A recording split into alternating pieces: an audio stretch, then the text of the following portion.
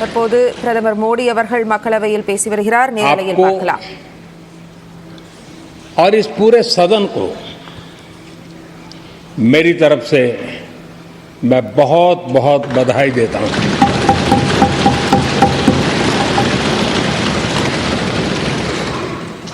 आदरणीय अध्यक्ष जी, मेरी तरफ से आपको शुभकामनाएं हैं, लेकिन इस पूरे सदन की तरफ से भी आपको अनेक अनेक शुभकामनाएं। अमृत काल के इस महत्वपूर्ण कालखंड में दूसरी बार इस पद पर विराजमान होना बहुत बड़ा दायित्व आपको मिला है और आपका 5 वर्ष का अनुभव और आपके साथ हम लोगों का 5 साल का अनुभव, हम सबका विश्वास है कि आप आने वाले 5 साल हम सबका मार्गदर्शन भी करेंगे और देश की आशा अपेक्षाएं पूर्ण करने के लिए ये सदन अपना दायित्व निभाने में आपकी बहुत बड़ी भूमिका रहेगी। आदरणीय अध्यक्ष जी, हमारे शास्त्रों में कहा गया है कि विनम्र और व्यवहार कुशल व्यक्ति सफल सहज रूप से होता है, और आपको तो उसके साथ साथ एक मीठी मीठी मुस्कान भी मिली हुई है। आपके चेहरे को ये मीठी मीठी मुस्कान पूरे सदन को भी प्रसन्न रखती है। मुझे विश्वास है आप हर कदम पर नए प्रतिमान, नए कीर्तिमान गढ़ते आए हैं। 18वीं लोकसभा में स्पीकर का कार्यभार दूसरी बार संभालना ये अपने आप में एक बड़ा नया रिकॉर्ड बनते हम देख रहे हैं। श्री बलराम जाखड़ जी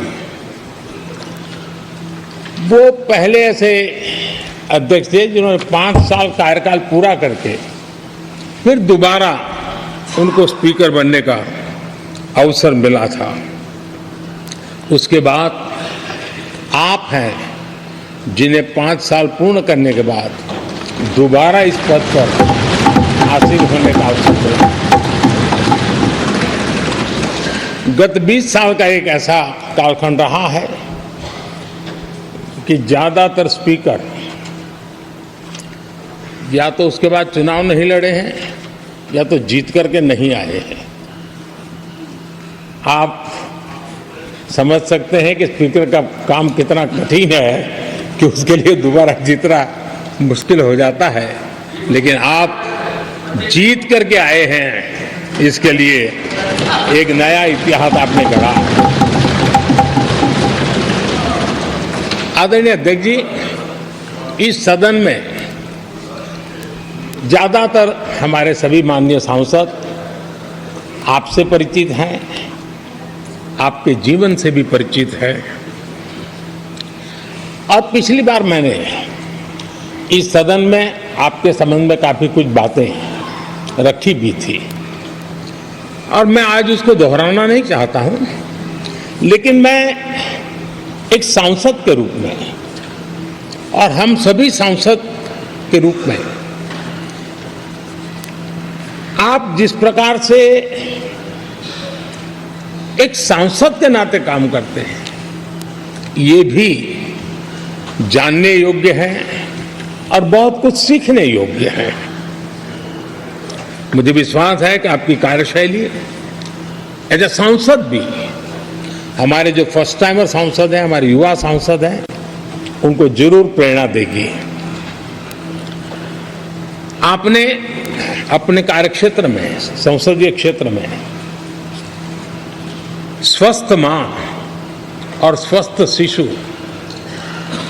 एक कमिटमेंट के साथ जो अभियान चलाया है और सुपोषित मां, इस अभियान को आपने जिस प्रकार से अपने क्षेत्र में प्राथमिकता देकर के खुद को इन्वॉल्व करके किया है वो वाकई प्रेरक है। आपने कोटा के ग्रामीण क्षेत्रों में हॉस्पिटल ऑन व्हील्स, ये भी एक मानव सेवा का उत्तम काम, जो राजनीतिक कामों के सिवाय करने वाले कामों में आपने चुना है, वो भी अपने आप में गांव-गांव लोगों को स्वास्थ्य सेवाएं पहुंचाने में मदद कर रहा है। आप नियमित रूप से गरीबों को कपड़े,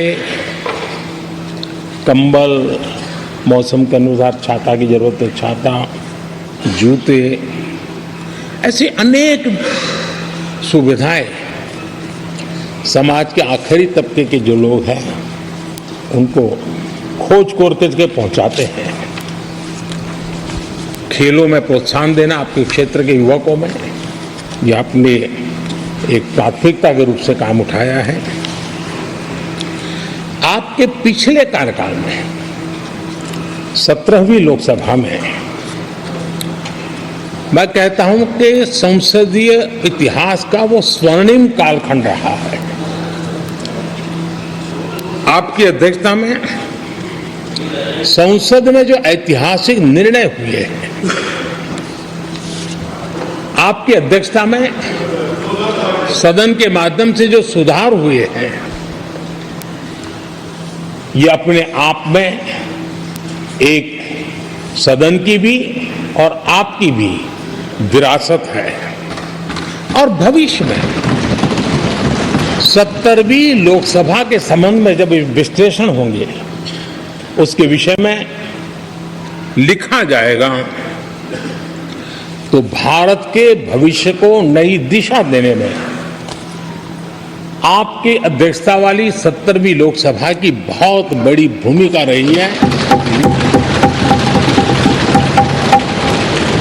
आदरणीय अध्यक्ष जी, 17वीं लोकसभा में नारी शक्ति वंदन अधिनियम 2023, जम्मू कश्मीर पुनर्गठन विधेयक, भारतीय न्याय संहिता, भारतीय साक्ष्य बिल, भारतीय नागरिक सुरक्षा संहिता, सामाजिक सुरक्षा संहिता, digital personal data protection bill, मुस्लिम महिला विवाह अधिकार संरक्षण विधेयक, transgender persons protection of rights bill, consumer protection bill, direct tax, विवाद से विश्वास विधेयक, सामाजिक, आर्थिक और राष्ट्रीय महत्व के ऐसे कितने ही महत्वपूर्ण ऐतिहासिक कानून 17वीं लोकसभा में आपकी अध्यक्षता के अंदर इस सदन ने पारित किए हैं और देश के लिए एक मजबूत नींव बनाई है। जो कार्य आजादी के 70 साल में नहीं हुए, आपकी अध्यक्षता में इस सदन ने इसको करके दिखाया। आदरणीय अध्यक्ष जी, लोकतंत्र की लंबी यात्रा में कई पड़ाव आते हैं। कुछ अवसर ऐसे होते हैं जब हमें कीर्तिमान स्थापित करने का सौभाग्य मिलता है। 17वीं लोकसभा में उपलब्धियां, मुझे पूरा विश्वास है देश आज भी और भविष्य में उसका गौरव करेगा। आज देश अपनी आकांक्षाओं की पूर्ति के लिए भारत को आधुनिक बनाने की दिशा में जब हर तरह से प्रयास हो रहे हैं, मैं मानता हूं कि ये नया संसद भवन भी अमृतकाल के भविष्य को लिखने का काम करेगा और वो भी आपकी अध्यक्षता। नए संसद भवन में हम सबका प्रवेश आपकी ही अध्यक्षता में हुआ और आपने संसदीय कार्यप्रणाली को प्रभावी और जिम्मेदार बनाने का कई महत्वपूर्ण फैसले लिए हैं और इसलिए लोकतंत्र को मजबूती देने में मदद मिली है।